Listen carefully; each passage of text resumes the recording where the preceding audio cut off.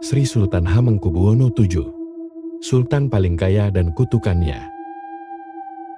Perjalanan Kesultanan Ngayogyakarta Hadiningrat memang penuh intrik. Ada kisah Sultan Hamengkubuwono II yang 3 kali naik tahta. Juga kisah keturunan Sultan Hamengkubuwono V yang diburu sampai terbuang di Manado. Kali ini ada Sri Sultan Hamengkubuwono VII yang terbuang karena perebutan tahta. Serta bagaimana ungkapan beliau yang konon menjadi kutukan bagi Raja Jogja selanjutnya.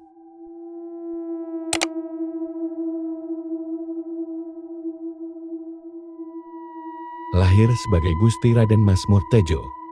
Beliau adalah putra Sri Sultan Hamengkubuwono VI dengan permaisuri kedua bernama Gusti Kanjeng Ratu GKR Sultan. Gusti Kanjeng Ratu Sultan merupakan permaisuri kedua Sri Sultan Hamengkubuwono VI. Permaisuri pertama, GKR Hamengkubuwono, yang merupakan puteri Pakubuwono VIII dari Surakarta tidak mempunyai anak laki-laki. Oleh karena itu, setelah Sri Sultan Hamengkubuwono VI mangkat, Gusti Raden Masmur Tejo menggantikan posisi ayahandanya sebagai Sri Sultan Hamengkubuwono VII pada tanggal 13 Agustus tahun 1877. Naiknya Gusti Raden Masmur Tejo sebagai Sultan tidak benar-benar mulus. Permaisuri Sultan Hamengkubuwono V, Gusti Kanjeng Raden Sekar Kedaton, menentang pelantikan ini. Menurut beliau, yang pantas naik tahta adalah Gusti Raden Mas Timur Muhammad alias Gusti Ahmad, putra Sri Sultan Hamengkubuwono V, yang masih kecil saat sang raja meninggal, terbunuh. Singkat cerita, Gusti Raden Masmur Tejo tetap naik tahta. Sedangkan Gusti Ahmad dan sang ibu terbuang sampai meninggal di Manado.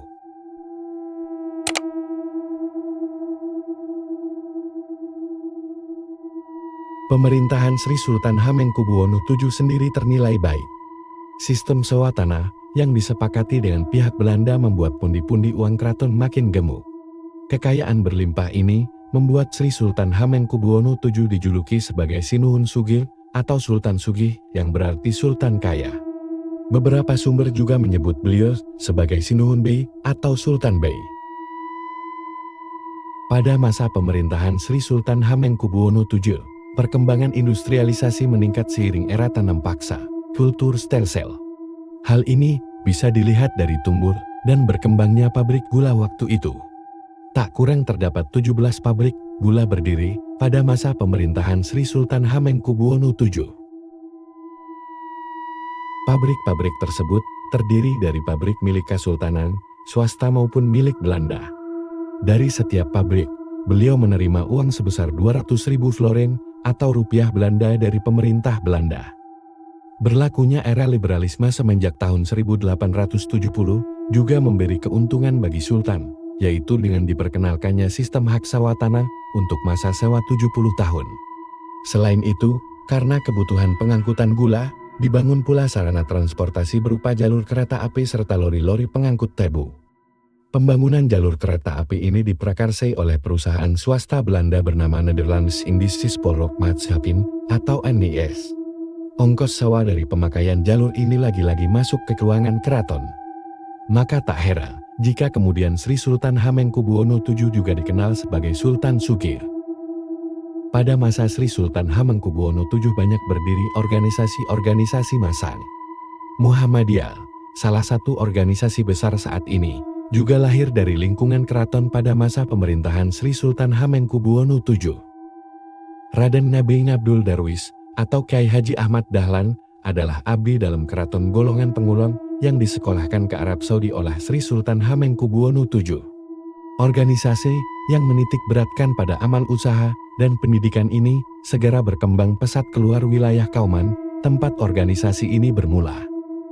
Sri Sultan Hamengkubuwono VII mempunyai visi jauh ke depan, dengan memberi ruang kepada aktivis-aktivis organisasi politik cikal bakal negara Indonesia. Bangunan Loji Mataram miliknya, terletak di Jalan Malioboro yang kini menjadi gedung DPR di DIY, dipinjamkan kepada organisasi Budi Utomo untuk menyelenggarakan kongres pertama.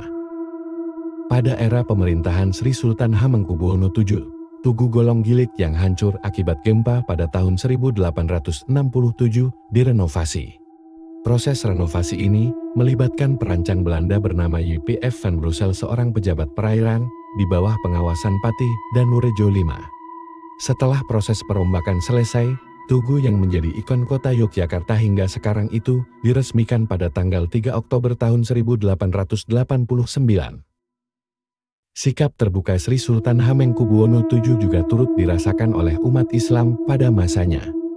Beliau mempersilahkan perayaan hari-hari besar keagamaan sesuai dengan kalender Hijriah, namun untuk upacara grebek tetap berdasarkan kalender Sultan Agungan. Tapi stabilitas ini juga tidak abadi.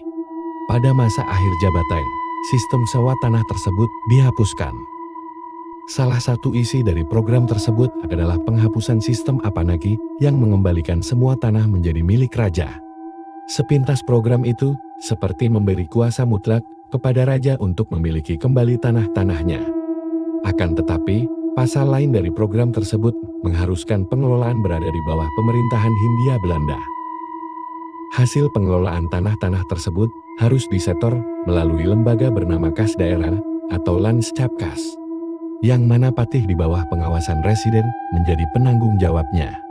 Uang yang terkumpul tidak boleh dipergunakan langsung oleh keraton atau sultan, melainkan harus sepersetujuan residen. Di sini, secara politis sultan seakan menjadi pegawai dari struktur pemerintahan Hindia Belanda. Keputusan tersebut sesungguhnya tidak terlepas dari desakan pemerintah Belanda yang ingin menerapkan program reorganisasi agraria.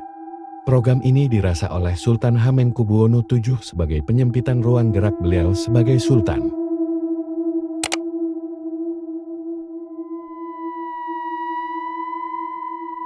Pemerintahan Sri Sultan Hamengkubuwono VII sendiri juga digoyang secara internal.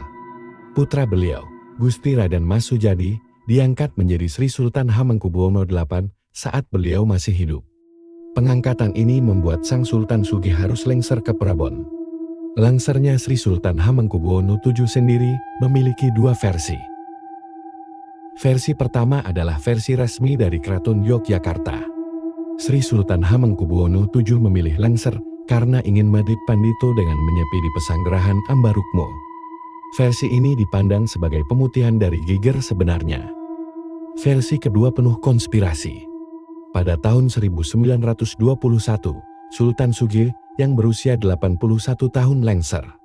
Seharusnya pengganti beliau adalah putra mahkota pertama, KGPA Hamengkubuwono I. Namun sang putra mahkota meninggal secara misterius. Beberapa sumber menyebutkan, KGPA Hamengkubuwono I terkenal sebagai penolak kebijakan Belanda. Putra mahkota kedua, KGPA Hamengkubuwono II diberhentikan karena masalah kesehatan. Putra mahkota ketiga, KGPA Hamengkubuwono III, meninggal karena sakit keras. Karena ketiga putra mahkota ini abstain, maka yang diangkat Gusti Raden Mas Sujadi, yang bergelar Gusti Pangeran Harya Purbaya. Menurut beberapa sumber, Belanda ikut campur tangan untuk mengangkat Gusti Raden Mas Sujadi menjadi Sri Sultan Hamengkubuwono VIII. Dengan diangkatnya Sri Sultan Hamengkubuwono VIII, maka Sri Sultan Hamengkubuwono VII menyingkir dari keraton. Menurut teori, tidak baik ketika dalam keraton terdapat matahari kembar atau dua sosok raja. Sri Sultan Hamengkubuwono VII menyingkir ke daerah pesanggerahan Ambarukmo. Sekarang situs tersebut berdampingan dengan Hotel Royal Ambarukmo dan Ambarukmo Plaza.